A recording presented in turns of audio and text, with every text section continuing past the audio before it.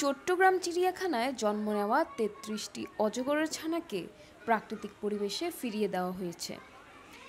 শুক্রবার ৪ জুলাই সকালে ফটিকছড়ি উপজেলার হাজারীখিল বন্যপ্রাণী অভয়ারণ্যে এসব অজগরের ছানাকে অবমুক্ত করা হয়। ওয়ালটন এখন দেশের সীমানা পেরিয়ে পৌঁছে গিয়েছে ৫০টিরও বেশি দেশে। ওয়ালটন, ঘরে ঘরে বিশ্বজুড়ে। বন্যপ্রাণী সংরক্ষণ ও প্রাকৃতিক ভারসাম্য রক্ষার অংশ হিসেবে বন বিভাগ ও চিড়িয়াখানা কর্তৃপক্ষের যৌথ ব্যবস্থাপনায় এই অবমুক্ত কার্যক্রম পরিচালিত হয়।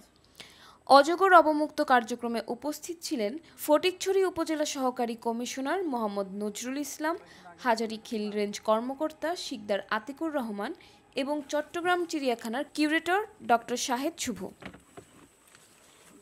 চিড়িয়াখানার কিউরেটর ডক্টর শুভ জানান, অজগরের মতো সাপ প্রাকৃতিক পরিবেশে খাদ্যচক্রের ভারসাম্য রক্ষায় গুরুত্বপূর্ণ ভূমিকা রাখে।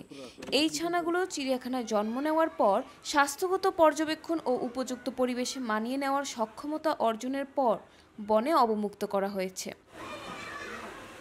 তিনি বলেন, হাজারীখিলের প্রাকৃতিক পরিবেশ বন্যপ্রাণীর নিরাপদ আবাসস্থল হওয়ায় এখানে বারবার এই ধরনের অবমুক্ত কার্যক্রম পরিচালিত হচ্ছে।